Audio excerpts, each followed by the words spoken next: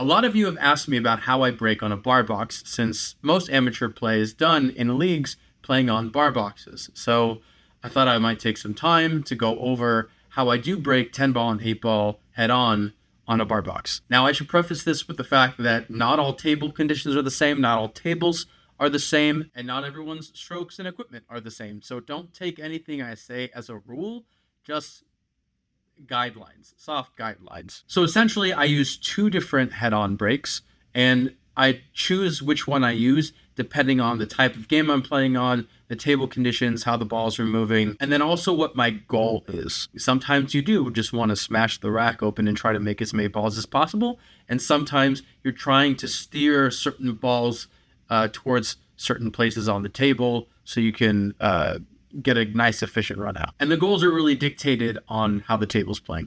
Now, if I'm playing 10 ball with a template rack like this, my goal is to make at least a ball, hopefully the second row ball, in the side pocket opposite of where I'm breaking. And then I play shape for the 1 ball in the corner. I choose the cue ball placement based on where those 2 balls are tracking. I place the cue ball further out from the center if the second row ball is tracking above the side pocket, and then more towards the center table if it's tracking lower than the side pocket. Just keep in mind, though, that the closer you put the cue ball to the center of the table, the more the 1 ball wants to track to the center table on the short rail as well. So if you underhit the break, what ends up happening sometimes is that the 1 ball gets stuck on the short rail and the cue ball is somewhere towards the middle of the table and you don't have a good offensive shot.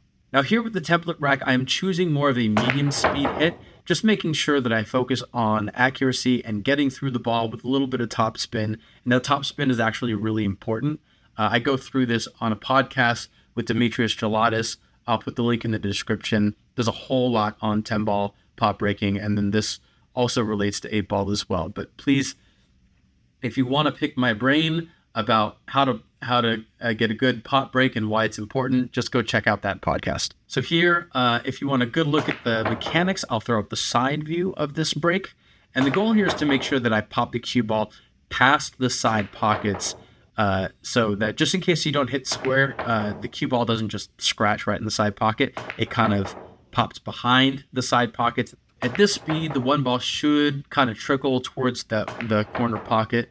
And I really only ever use this break if I'm using a template rack where I know how the table is breaking and the balls are tracking where I want them to go without a ton of force. So this leads me to this second way that I break head on the bar box. So here you can see that I'm breaking off the rail, just a normal rail bridge, with the cue ball about a diamond away from the rail. And you might think, wait, isn't he just making it harder for him to hit the 1 ball square?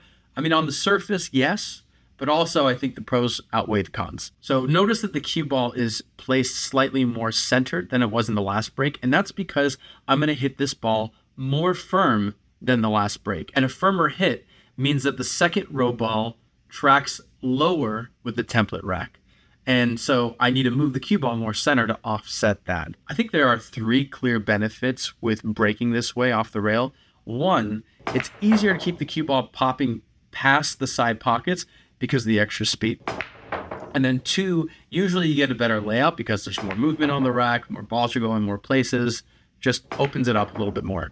And then 3, the 1 ball. So the 1 ball, if you underhit it, like I said earlier, you can get that 1 ball trapped on the bottom rail, on the short rail. But with more speed and with this style break, that 1 ball is going to pop off the rail more often. Now, in this case, it didn't. I didn't hit the break very square, but that's fine. It's just for security. Now I know what you're thinking, Nate. What are you doing breaking 10 ball like this on a bar box? We play 8 ball.